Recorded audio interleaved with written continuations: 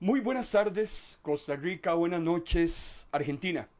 Bienvenidos, amados hermanos y hermanas, una vez más a una transmisión en vivo y en directo de su ministerio, Ministros de la Palabra. Les saluda su hermano en Cristo, Marco Peña, director de ministerio, agradeciéndole al Señor una vez más por su respaldo, por su cobertura en esta tarde de palabra que vamos a tener a continuación usted y yo. Agradecemos al Señor ese gran privilegio que nos da de poder reunirnos para que juntos estudiemos la palabra del Señor. Hoy es martes y les recuerdo que los martes y los jueves estamos desarrollando un megatema que hemos titulado Escatología, un análisis de Mateo capítulo 24. Martes y jueves, 5 de la tarde, hora de Costa Rica, estamos haciendo este análisis y hoy el tema lo hemos titulado Vientos de ira.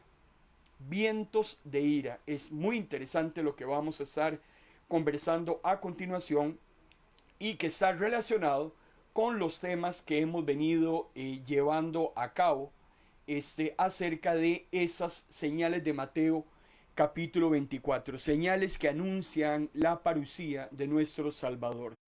Dice Jesús en Mateo capítulo 24, versículo 37, 38 y 44, cuando yo el Hijo del Hombre venga otra vez, la gente estará entregada a sus banquetes, a sus fiestas de bodas, sin saber lo que está sucediendo, hasta que sea demasiado tarde y sean arrastrados. Pero esta gente de la cual nos habla Jesús no es el 100% de la humanidad, porque hay otro grupo, el cual está siendo advertido en la segunda parte del texto, cuando dice, ustedes deben estar vigilantes para que mi regreso no los sorprenda. Hermano y hermana, les recuerdo que pareciera que somos iguales, pero no somos los mismos. Eso tiene que quedar totalmente claro. Nos parecemos al resto de los seres humanos porque tenemos cabeza, porque podemos caminar, porque podemos sonreír, pero no somos los mismos. El Señor hace una clara separación.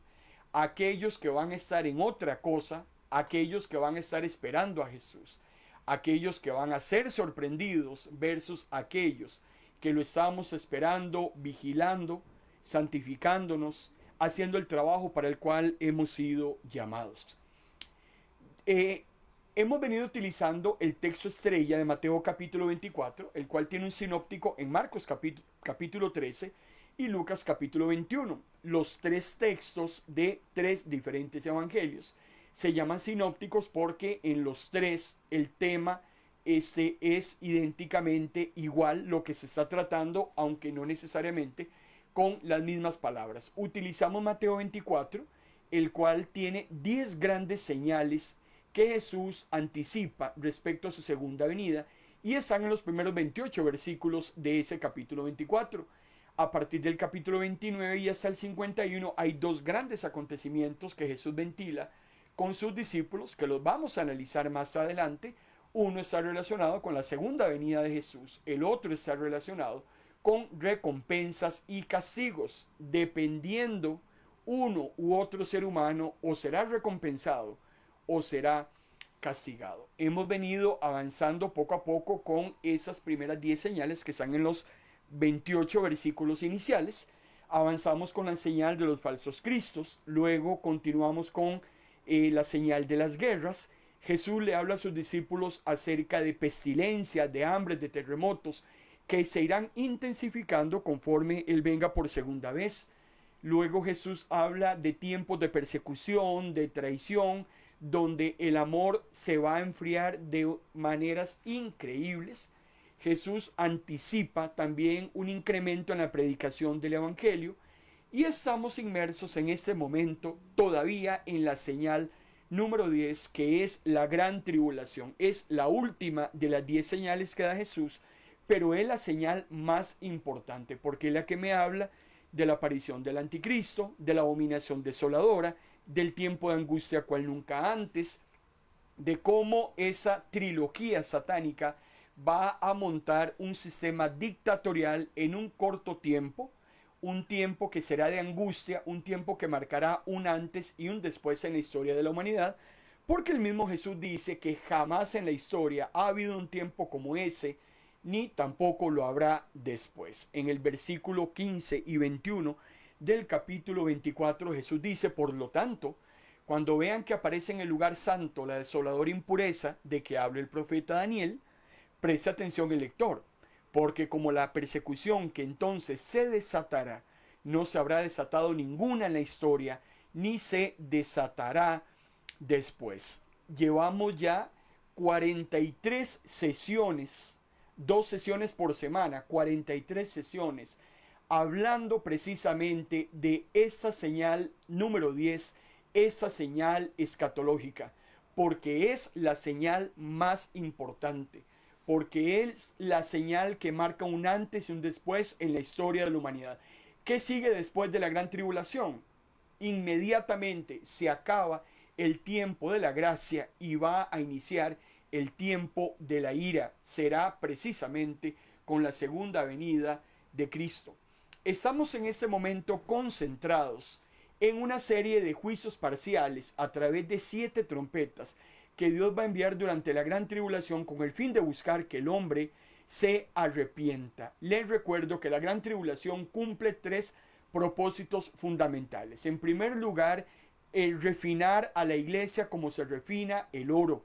Y la única manera de refinar a la iglesia del Señor es a través de pruebas y tribulaciones. El segundo, propósito que tiene la gran tribulación precisamente es traer juicios parciales sobre el mundo para darle al ser humano la última oportunidad de arrepentimiento, donde de cada 3 personas va a morir uno, con la finalidad de que 2 se puedan arrepentir. Ya veremos más adelante cuál será el resultado de esos juicios parciales. Sin embargo, el resultado no es tan halagüeño.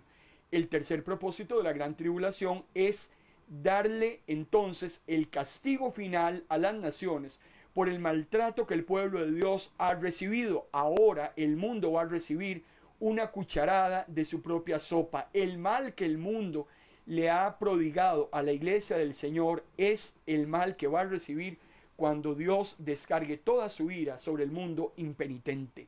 De eso vamos también a hablar más adelante, porque es el tercer propósito que analizaremos. Por ahora estamos en el propósito número 2. Les recuerdo que la semana anterior leíamos acerca del sexto sello que aparece en el libro de Apocalipsis. El sexto sello se encuentra en el capítulo 6, versículo 12 al 17. ¿Por qué estamos en Apocalipsis? Porque Apocalipsis es un libro escatológico y paralelo a Mateo capítulo 24. Esto que nos habla Apocalipsis, Jesús ya lo ha vaticinado en el momento en que está desarrollando todas esas señales que van a anteceder a su parusía. Dice Apocalipsis capítulo 6, cuando el Cordero rompió el sexto sello, miré y hubo, en primer lugar, un gran terremoto, dice Juan. El sol se oscureció, la luna se puso roja como la sangre, las estrellas cayeron del cielo a la tierra, el cielo fue desapareciendo, las islas fueron llevadas a otro lugar. El gran día de su ira ha llegado. ¿Quién podrá sobrevivir? No logro imaginar la visión que está teniendo el apóstol Juan, y mucho menos logro imaginar a toda la naturaleza siendo utilizada por Dios como instrumento de juicio contra la misma humanidad.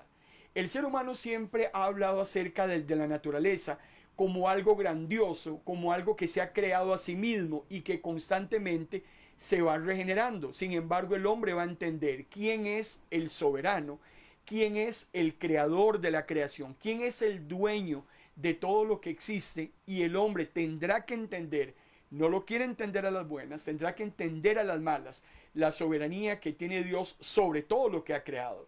Cuando el mundo empiece a ver a las tierras partirse y quebrarse en un terremoto cual nunca antes ha existido, lo vamos a analizar más adelante, porque estos eventos de Apocalipsis capítulo 6 de lo que nos hablan es del fin del mundo, Después de esto ya no hay nada que hacer.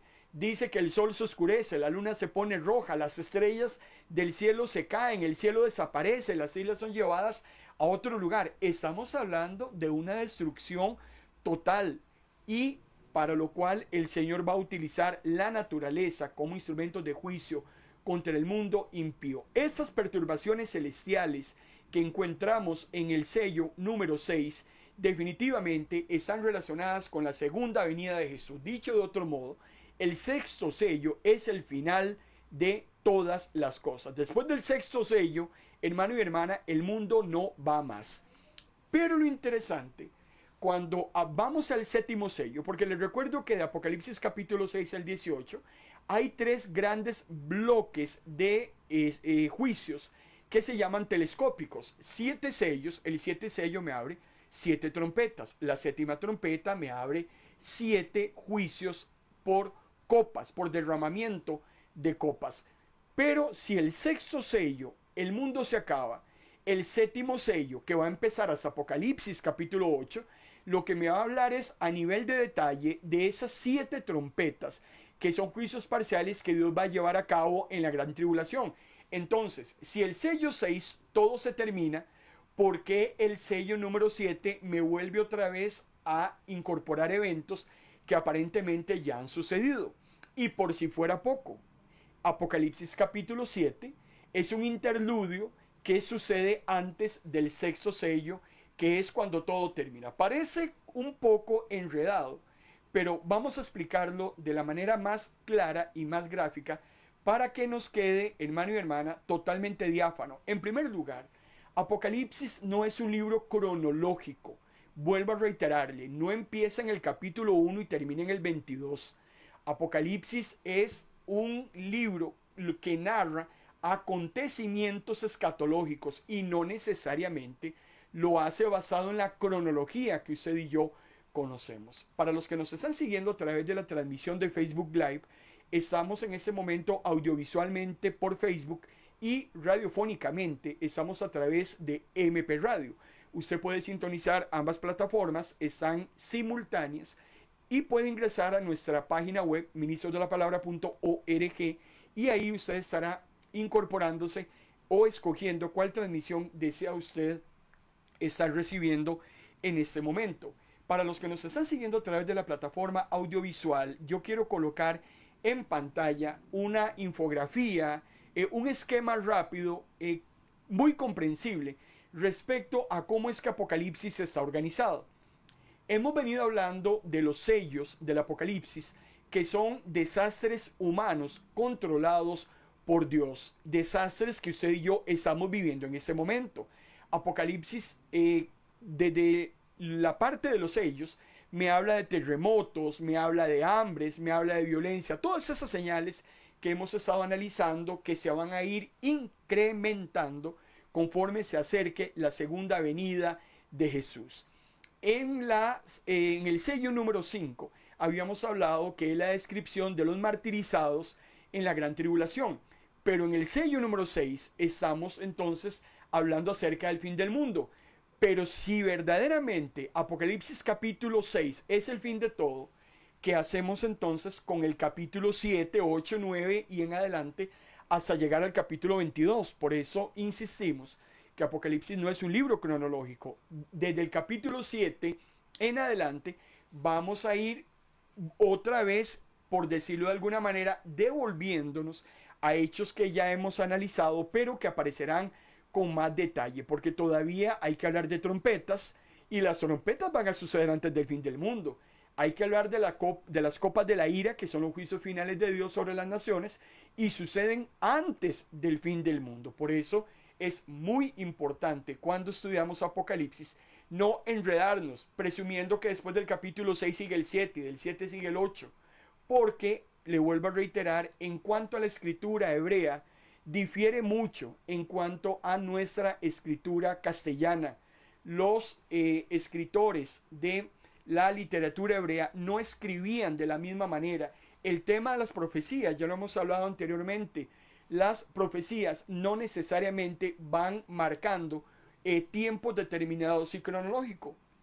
Los profetas, los que recibieron estos vaticinios, hermano y hermana, fueron narrando las visiones conforme se les fueron presentando, pero nunca se les dijo que la primera empezaría con la A y que la última terminaría con la Z. Es muy importante que comprendamos también la manera de recibir las visiones y de registrarlas para que no caigamos en el error de pretender que Apocalipsis sea un libro de relatos de sucesos cronológicos. Vuelvo a reiterarle, Apocalipsis es un relato de acontecimientos escatológicos y cíclicos. ¿Por qué cíclicos? Porque hay un principio que aparece en el libro de Apocalipsis y es que los eventos se convierten en circulares o se vuelven eventos que se conoce como recapitulación.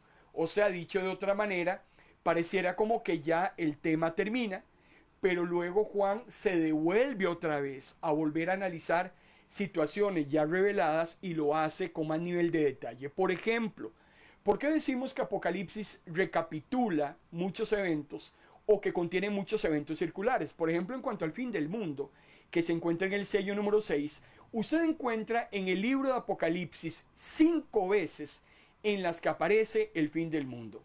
Y es interesante, no es que el mundo desaparece y vuelve a aparecer para volver a desaparecer. Estamos hablando que el apóstol Juan habla en 5 ocasiones del fin de las cosas. Para que nos quede más claro en esta infografía que estamos colocando en pantalla, vean que Juan, si de verdad tomáramos cronológicamente Apocalipsis, vean que el mundo termina con el sexto sello en el capítulo 6, el mundo vuelve a terminar en el capítulo 11 con el ay número 3, por tercera ocasión el mundo vuelve a terminar cuando se da la cosecha de los justos e injustos en el capítulo 14, el mundo vuelve a terminar otra vez en el capítulo 16, cuando se da precisamente la copa número 7, la copa de la ira, y también en el capítulo 20 pareciera que el mundo otra vez vuelve a terminar, y es cuando se da la batalla del Armagedón. ¿Qué es lo que está haciendo Juan? Juan nos está narrando el mismo hecho desde diferentes ópticas y dándonos más nivel de detalle. Y todavía, para que quede más claro el concepto que estamos hablando, yo quiero que usted por favor ponga atención a esa otra infografía que estamos colocando en pantalla. Es precisamente el fin del mundo como un evento circular. Aparece 5 veces, vean qué interesante. Está en el capítulo 6, luego aparece en el capítulo 11, en el capítulo 14, en el capítulo 16, en el capítulo 20, y luego ya el desarrollo normal de sucesos continúa en el versículo 11 del capítulo 20. Dicho de otro modo, si quisiéramos realmente tomar Apocalipsis y ordenarlo cronológicamente, yo tendría que, por decirlo de alguna manera, cortar el libro en el versículo 17 del capítulo 6 y continuar el libro en el capítulo 20, versículo 11. O sea, esas dos flechas que usted tiene en la parte de abajo son las que nos darían la consecución correcta de eventos cronológicos. Sin embargo, desde el capítulo 7 al capítulo 19, Juan precisamente lo que hace es que ahonda en detalles muy importantes que tenemos que conocer para poder obtener una mejor comprensión. Esta otra infografía que estamos colocando en pantalla, entonces nos habla exactamente de la misma manera. Vean qué interesante. Cuando llegamos al capítulo 11, otra vez parece que todo se termina. ¿Por qué? Porque el capítulo 12, 13 y 14 es un repaso. Cuando vamos al capítulo 16, parece que el mundo se termina, pero se vuelve a tomar el 17 y 18 y se hace un repaso. Luego vamos al capítulo 20, se devuelve al 19 para hacer otro repaso. Así es como tenemos que estudiar el libro de Apocalipsis y entender cómo es que las profecías están colocadas, cómo es que las profecías aparecen según le han sido reveladas, en este caso al apóstol Juan. Lo que vamos a hacer en este momento entonces, para ir en orden, si bien es cierto, el sello número 6 termina con la humanidad, con todo lo creado, vamos entonces a abrir un paréntesis entre el sello número 5 y el número 6 y vamos a entrar a un interludio que está en el capítulo 7, que es muy importante y que va de la mano precisamente con la señal número 10, porque el capítulo número 7, el interludio y las trompetas que aparecen en el capítulo 8 y 9 de Apocalipsis están relacionadas e inmersas dentro de la gran tribulación. No olvide que estamos analizando Mateo 24. No se me pierda en el sentido de que estamos analizando la señal número 10 de Mateo capítulo 24, que es la gran tribulación. Pero necesitamos entonces ir a Apocalipsis 7, Apocalipsis 8 y Apocalipsis 9, porque nos va a dar más detalle de lo que está ocurriendo dentro de ese periodo de angustia, cual nunca antes, del cual llevamos más de 40 sesiones, 43 para ser exacto, 43 sesiones haciendo todo un abordaje respecto a lo que va a suceder en ese tiempo. Apocalipsis capítulo 7, versículo 1. Dice la palabra del Señor. Después de esto, vi 4 ángeles que estaban de pie. Cada uno de ellos miraba a uno de los 4 puntos cardinales. Ok, dice la palabra que está Juan teniendo una visión. No es después del sello 6. Juan está recibiendo la visión, no tiene idea, hermano y hermana. Vamos a darle al apóstol Juan el beneficio de la duda, porque ni Juan mismo está entendiendo lo que está viendo. A Juan se le dijo, vea y escriba, punto.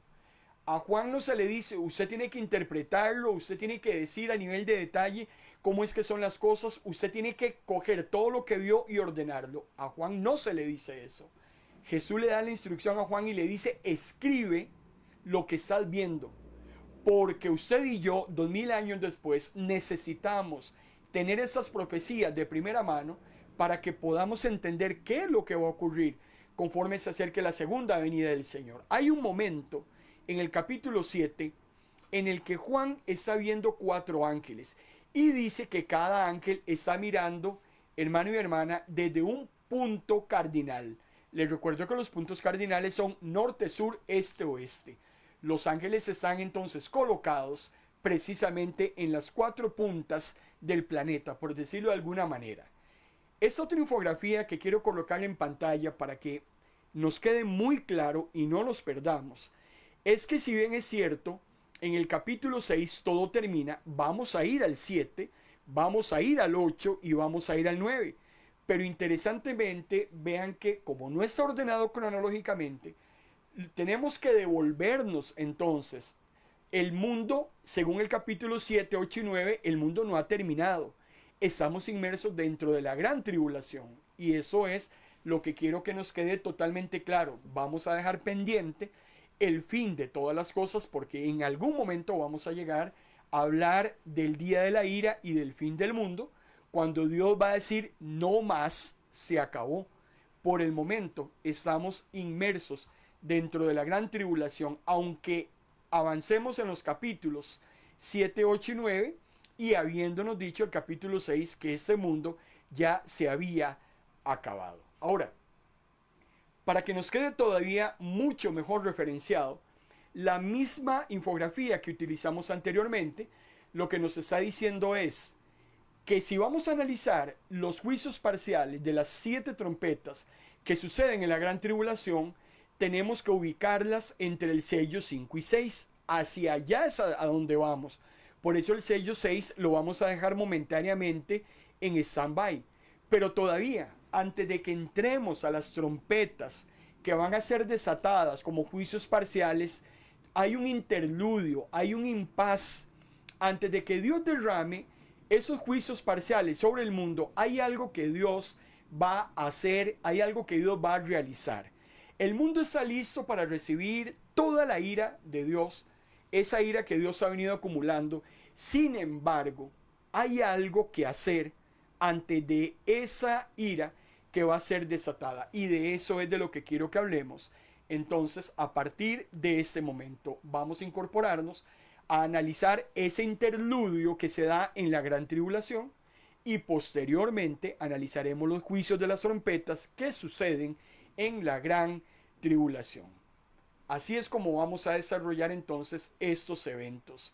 La imagen que está en pantalla, para que tenga usted una idea, hay 4 ángeles que están precisamente acomodados, organizados, direccionados, cada uno en una esquina del mundo, cada uno en un punto cardinal.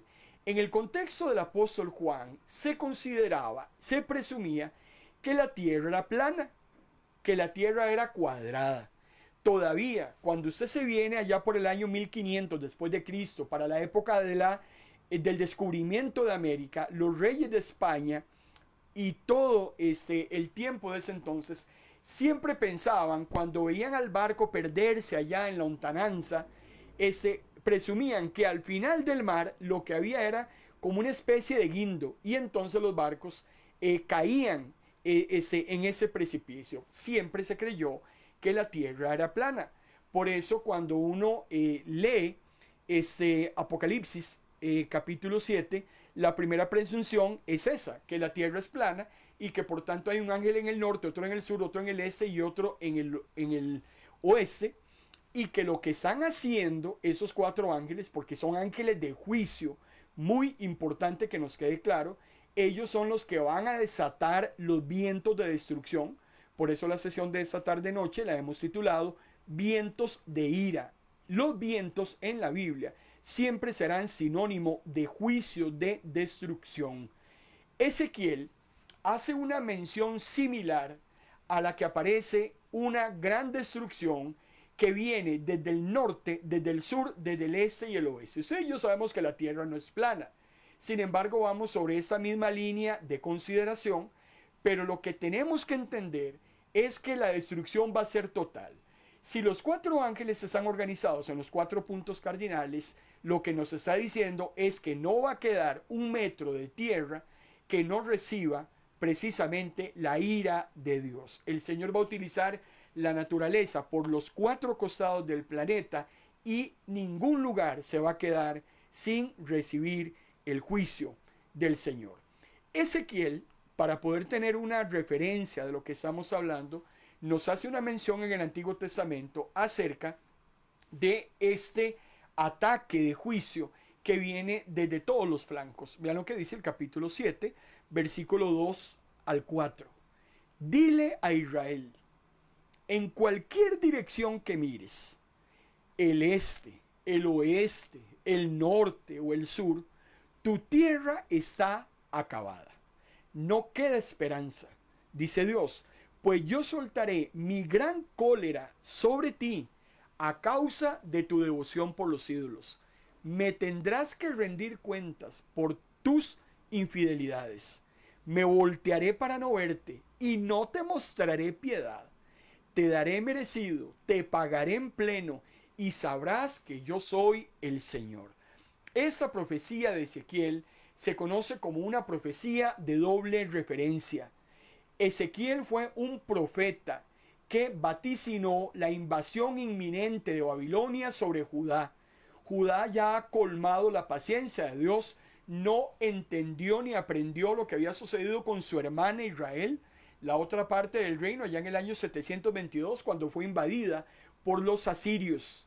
No quiso aprender de su hermana, entonces ahora le va a tocar a ella recibir esa invasión y Israel va a ser atacada por todos los flancos y arrasada por los babilonios. Esta es una profecía de doble referencia porque no solamente habla de ese evento que para nosotros ya es histórico, también tiene una referencia escatológica, la ira que Dios va a traer sobre el mundo. Esa misma ira que Dios trajo sobre Israel, donde no quedó un solo metro que quedase sin abarcar, de la misma manera este mundo también va a recibir por todos los costados la ira de Dios. Pero vean qué interesante, la naturaleza participando como agente destructor. Y vuelvo a reiterar lo que dije en un inicio, la naturaleza se va a llegar a convertir en determinado momento en instrumentos de juicio, porque hay que demostrarle al hombre que el creador de la naturaleza es Dios. La ciencia dice que el hombre se hizo solo, mentira. La ciencia dice que todo lo creado fue producto del estallido de planetas o de constelaciones o qué sé yo.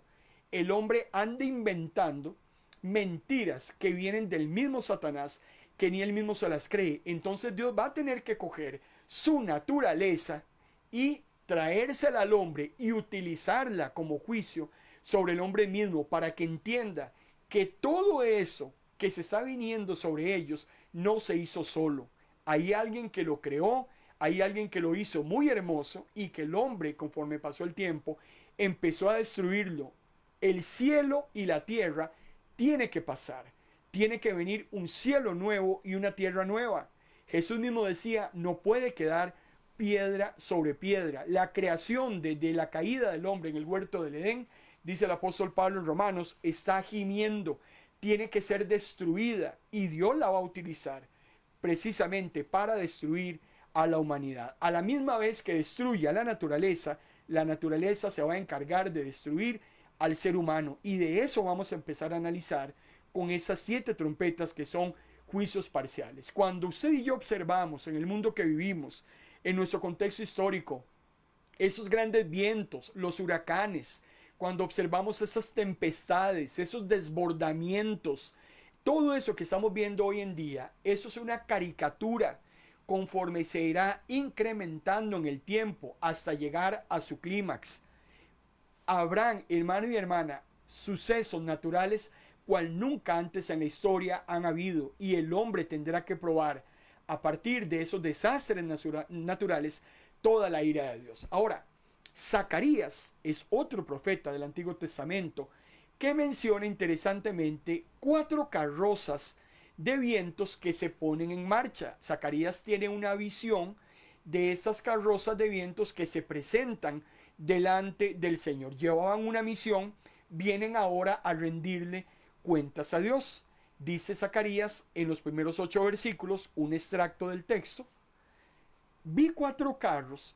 Esos son los 4 espíritus celestiales que están delante del Señor. Vean la relación de 4 que vamos llevando con Apocalipsis capítulo 7. Así que el ángel les ordenó: salgan a recorrer la tierra. Ellos salieron de inmediato, empezaron a recorrer toda la tierra. Los que fueron hacia el país del norte han ejecutado mi juicio, y así han apaciguado mi ira contra ese país. Ezequiel y Zacarías nos demuestran, y hay otros pasajes en el Antiguo Testamento, claramente que los vientos son símbolos. Apocalipsis es un libro simbólico, y el viento siempre será un sinónimo espiritual, por decirlo de alguna manera, de la ira de Dios, de juicios que Dios envía sobre la humanidad. Ahora, ¿qué están haciendo esos 4 ángeles desde los 4 puntos cardinales? Eso no lo dice la segunda parte del versículo 1. Dice la palabra del Señor: estaban deteniendo al viento para que no soplara sobre la tierra, ni sobre el mar, ni sobre los árboles. Estos 4 ángeles habían recibido poder para dañar a la tierra y el mar.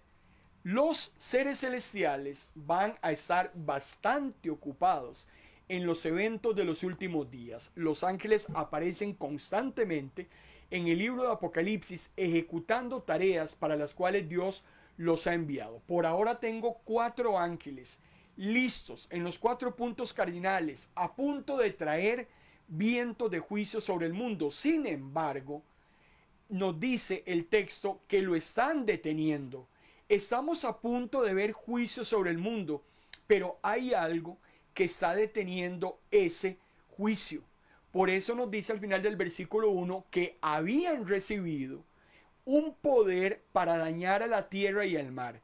Esos 4 ángeles van a dañar a través del sonido de las trompetas, van a dañar, hermano y hermana, al mundo entero a través de la naturaleza. Pero hay algo, hay una orden muy expresa de parte del Eterno que les ha sido emitida y que les ha dicho: no se mueva nadie, dice Dios, hasta que yo diga lo contrario.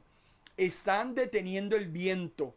Imagínese, cuando usted ve un huracán que pasa, ¿qué es lo que hace ese viento? Simplemente dejar destrucción.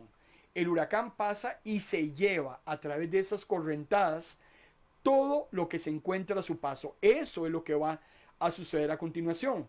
Por eso le vuelvo a reiterar que el viento es símbolo de juicio de Dios.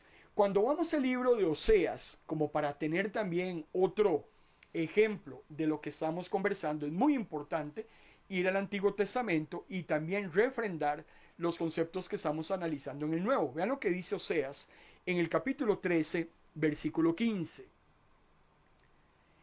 Él, hablando de Israel, dice Oseas, fue llamado el más fructífero de todos sus hermanos. Pero el viento del este, un viento que el Señor enviará desde el desierto, soplará fuerte sobre él y secará su tierra. Oseas, hermano y hermana, es un profeta que vaticinó contra el Israel del norte. Oseas está hablando de la invasión asiria que vendrá sobre Israel. Y esa invasión siria es simbolizada con un viento que a su vez es un juicio que viene de parte de Dios, que va a soplar fuerte, va a secar la tierra, todas sus fuentes de agua, sus manantiales se secarán, su tierra será arrasada y sus tesoros desaparecerán. Vean qué interesante, como Ezequiel ya se le había avisado a Judá, como Oseas se la avisa a Israel. Estamos hablando del reino dividido y precisamente nos vuelve a hablar y a simbolizar esos juicios de Dios como grandes vientos destructores. Usted también encuentra las referencias del viento en Jeremías. Jeremías habla mucho acerca de los juicios de Dios, porque Jeremías también profetizó contra Judá, producto de la invasión babilónica. Jeremías le dijo a Judá, viene un reino que los va a destruir, ustedes no se quieren arrepentir, entonces vienen vientos de juicio. Eso lo puede leer allá por el capítulo 49, capítulo 51 del libro de Jeremías. Y por si fuera poco, cuando usted va, por ejemplo, al Salmo 148, el Señor hace uso del fuego, hace uso del granizo, hace uso de la nieve, hace uso de la tormenta como instrumentos de juicio. Algo muy parecido a las plagas de Egipto. Por eso ahora que analicemos las 7 trompetas, vamos a ir muy de la mano y referenciados con las plagas que fueron derramadas en Egipto por esa osadía y necedad de Faraón de no dejar salir a Israel de la esclavitud y producto de su propio endurecimiento. Faraón se endurece su corazón y por eso es que Dios entonces tiene que mandar esas plagas. Las plagas de las 7 trompetas van muy de la mano y ya vamos a ir poco a poco analizando cada una de ellas. Les recuerdo que estamos inmersos en el período de la gran tribulación, señal número 10 de Mateo capítulo 24. Otro ejemplo más, Nahum, por ejemplo. Nahum, hermano y hermana, nos habla precisamente acerca de ese anuncio de que Dios va a hacer uso de la naturaleza sobre los impíos. Entonces, muchos desastres que usted y yo vemos hoy en día, la gente dice, pero ¿qué será? O sea, ¿por qué será que el mundo se está calentando? ¿Por qué será que allá pasó tal tormenta? ¿Por qué será que en tal lado sucede tal huracán? Hermano y hermana, las cosas no suceden al azar. El mundo allá afuera trata de explicar que es que la placa tectónica del Cocos se choca con la del Caribe y eso genera una fricción y producto de esa fricción la Tierra tiene que acomodarse y se dan los movimientos telúricos. Hermano y hermana, no coma cuento. Lo que la ciencia dice simplemente es para ellos mismos. A mí la Biblia me dice otra cosa. A mí la Biblia me dice que cuando vemos esos eventos y esos cataclismos a través de la naturaleza es porque Dios está interviniendo. Nada sucede al azar. Así es que no compremos ese humo que está vendiendo la ciencia, tratando de racionalizar todos los eventos naturales y desastrosos que aparecen en la humanidad y precisamente en la misma naturaleza y que todo tiene su razón de ser. Perdóneme, discúlpeme. Claro que tiene su razón de ser, pero no lo que dice la ciencia. Es el Señor interviniendo directamente. Así es que todo lo que usted vea que está sucediendo a través de terremotos, tempestades, lluvias, tormentas, todas esas inundaciones, los tifones, como usted quiera llamarlo, todo eso que usted está viendo es la misma naturaleza gimiendo y siendo utilizada por Dios, donde poco a poco el Señor va a ir socando, va a ir apretando tuercas va a ir llevando a la humanidad precisamente a un momento de no retorno. Nahum capítulo 1, versículo 3 al 6, dice la palabra del Señor. Está hablando el profeta Nahum, hablando de Dios. Él muestra su poder también en la naturaleza, como cuando camina sobre el ciclón y la tormenta. ¿Quién puede permanecer en pie ante la cólera de Dios? Su enojo es como el ardor del fuego, que es capaz de arrasar con todo lo que se le ponga a su paso. Hasta las montañas tiemblan cuando Dios da rienda suelta a su enojo. Amado hermano y hermana, dice la palabra del Señor que horrenda cosa es caer en manos del Dios vivo. Y utilizando el Señor la misma naturaleza contra el hombre, no logro imaginar todos esos terrores. Si cuando vemos un huracán, o cuando vemos un tifón, o un ciclón, dependiendo del lugar del mundo donde usted se encuentre, así se le llama, y cómo entra hacia la tierra, y cómo hace esos grandes desastres, acabando con todo lo que se encuentra, uno se asusta de ver el poderío que tienen esos eventos naturales. Sin embargo, usted y yo sabemos que detrás de esto está la mano de Dios emitiendo juicio, porque las naciones no se quieren arrepentir, porque las naciones le están dando la espalda, porque el hombre y la mujer constantemente se está burlando y rechazando a Dios. Y es ahí donde en determinado momento el Señor tiene que presentarse como soberano sobre su creación y demostrarle al hombre quién es criatura y quién es el creador. Los impíos de la gran tribulación están a punto de recibir 7 grandes juicios parciales que vendrán desde 7 ángeles. Esos ángeles están listos para sonar las trompetas, pero no están autorizados a sonarlas todavía, según el interludio del capítulo 7, porque empezarán a sonar a partir del versículo 1 del capítulo 8. ¿Qué es lo que está pasando en el capítulo 7 que está deteniendo la ira y el juicio de Dios? Hermano y hermana, lo que va a suceder a continuación es que antes de la ira, el Señor tiene en primer lugar que separar el trigo de la cizaña. El Señor tiene que separar al bueno del malo. El Señor tiene que proteger, tiene que asegurar la existencia del bueno. Porque los juicios de Dios, les recuerdo, no son para los justos. Los juicios de Dios son para los malos. Y eso es muy importante que usted y yo lo tengamos totalmente claro. Cuando Dios decide emitir un juicio sobre una nación, siempre habrá un pequeño remanente que va a ser guardado de las destrucciones que vienen sobre el mundo. Hay muchos testimonios de sucesos y desastres naturales, ecológicos, como usted quiera llamarles, donde es increíble cómo en medio del desastre el Señor ha cuidado a los suyos. Hay uno que escuché hace muchos años en los Estados Unidos de una gran tormenta que se vino sobre una zona que quedó totalmente devastada, y lo único que quedó de pie fueron las propiedades de los creyentes. Y esos son testimonios verídicos. El Señor arrasó con todo lo que encontró, pero a sus hijos, en medio de esa situación tan triste y deplorable, solamente a sus hijos, hermano y hermana, y lo que ellos y a ellos pertenecía, quedaron de pie. Los hijos e hijas de Dios tenemos una ventaja que no la tiene el hombre allá afuera, y es que usted y yo hemos sido rescatados de la ira. Precisamente en el momento en que venimos a Cristo, ya somos marcados, somos sellados, como lo vamos a analizar más adelante. Ya la ira de Dios no se cierne sobre el justo, porque el justo ha reconocido su condición pecaminosa. El justo ha volcado su mirada hacia el Señor, ha reconocido quién es el Salvador, ha reconocido que la única manera de volver al Padre es a través del sacrificio vicario de Cristo.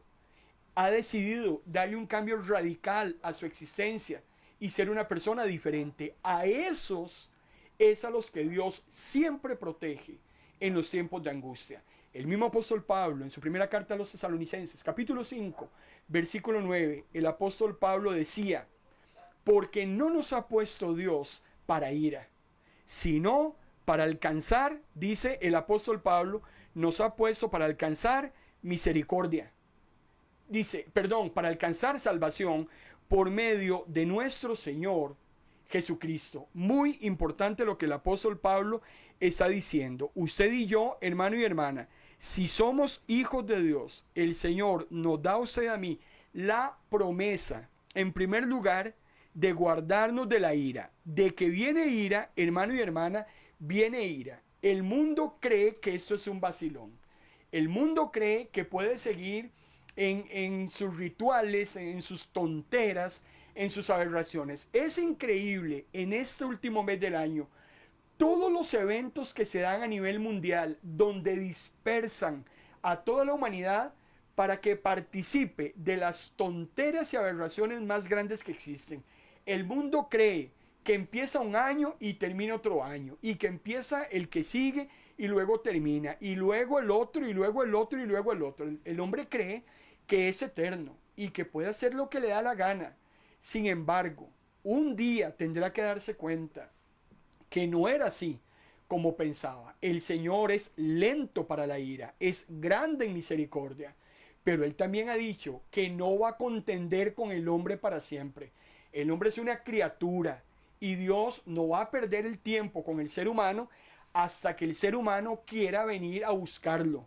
Hermano y hermana, el Señor extiende su misericordia, el Señor extiende su gracia, pero va a llegar un momento de no retorno. Cuando eso suceda, sálvese quien pueda. Pero los hijos e hijas de Dios tenemos la garantía y la seguridad de que no estamos puestos en este mundo para recibir ira. Ahora usted y yo lo que hemos alcanzado es la salvación a través, dice el apóstol Pablo, de nuestro Señor Jesucristo. Es clarísimo lo que nos está diciendo el texto.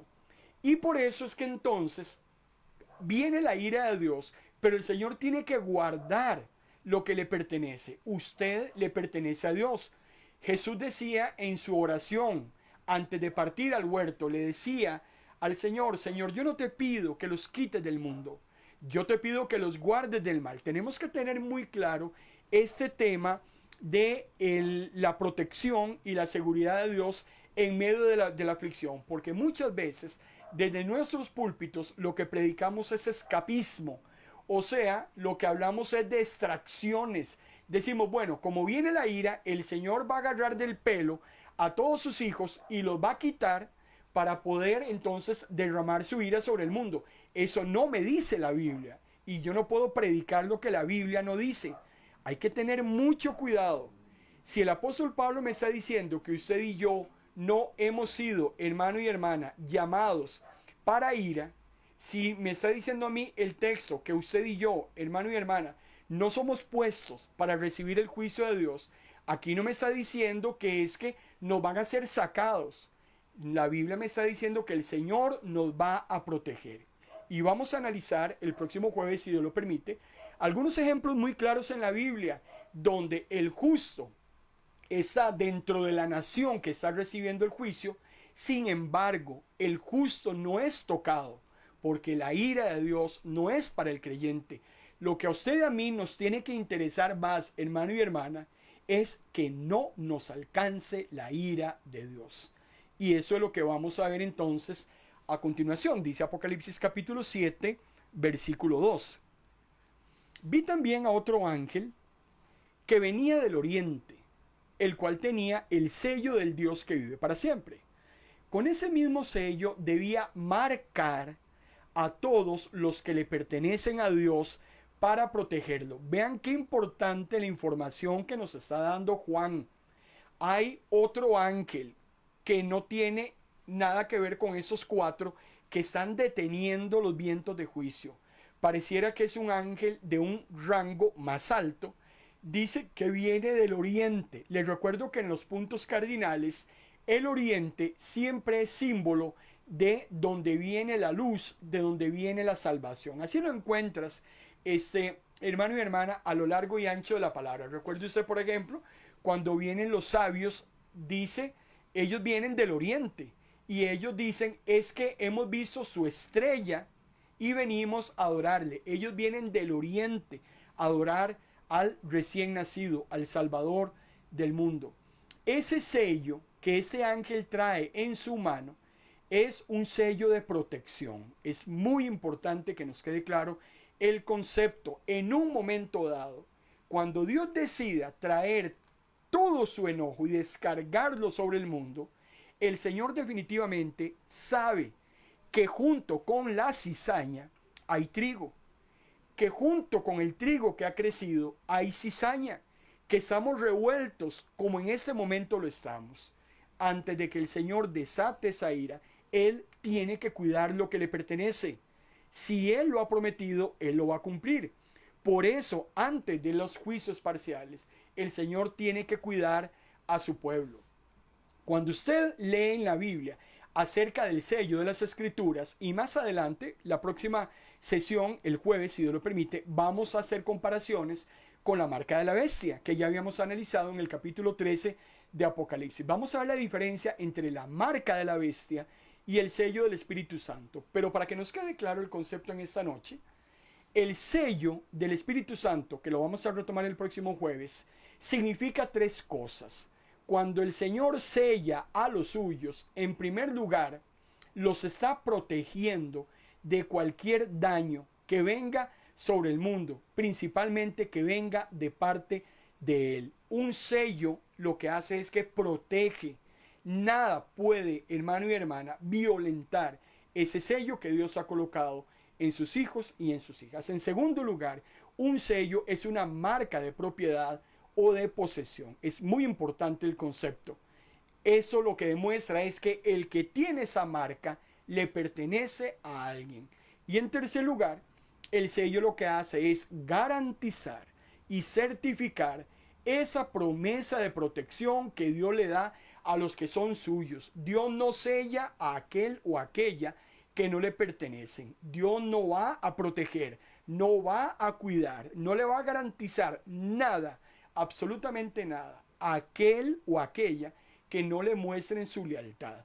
Por eso es muy importante saber de qué lado estamos, para que en el momento en que Dios desate la ira, hermano y hermana, esa ira no nos alcance. Seguiremos hablando acerca de el sello de Dios, hermano, si Dios lo permite, el próximo jueves, en una sesión que precisamente hemos titulado El sello de Dios. De eso hablaremos el próximo jueves. Siga leyendo el capítulo 7 del libro de Apocalipsis 8 y 9, porque vamos a andar sobre esos textos. Estamos en la gran tribulación, señal número 10, Mateo capítulo 24. Padre, gracias por tu palabra una vez más. Gracias por tu cobertura, por tu apoyo, Señor. Hemos predicado tu palabra. Gracias, Señor, porque hemos cumplido la tarea del día. Esperamos, Señor, haber sido claros y diáfanos, que sea tu Espíritu Santo el que esté con cada uno de nosotros, aclarando, Señor, todos los conceptos que hemos esgrimido. Toda la honra y toda la gloria, Señor, sea para ti.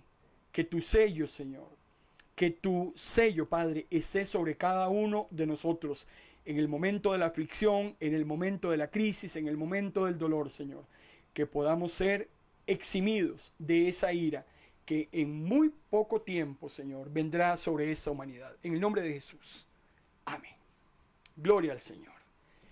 Le invito, amado hermano y hermana, para que en 1 hora y 7 minutos acompañemos a los pastores Enríquez, pastores del Ministerio Volver a Empezar de Buenos Aires, Argentina, con su acostumbrado programa radiofónico de fe en fe, de gloria en gloria. Los pastores Enríquez desde Buenos Aires, Argentina, transmiten a través de nuestra emisora online MP Radio un programa muy versátil, un programa muy ameno, y será a partir de las 7 de la noche hora de Costa Rica, 10 de la noche hora de Argentina. Ellos hoy, dentro de la gama de actividades que tienen en su programa, tienen música, tienen saludos, reciben peticiones, oran por las diferentes necesidades. También ellos llevan una reflexión de la palabra que en esta noche han titulado Dios es bueno. Dios es bueno todo el tiempo.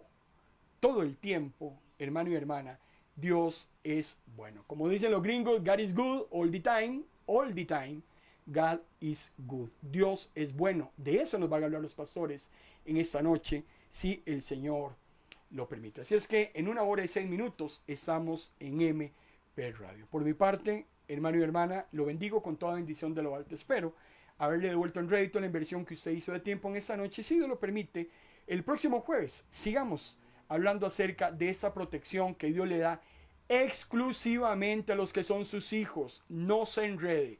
Y no le voy a mentir. Olvídese, Dios no protege a los malos. Dios no cuida a los que andan haciendo daño.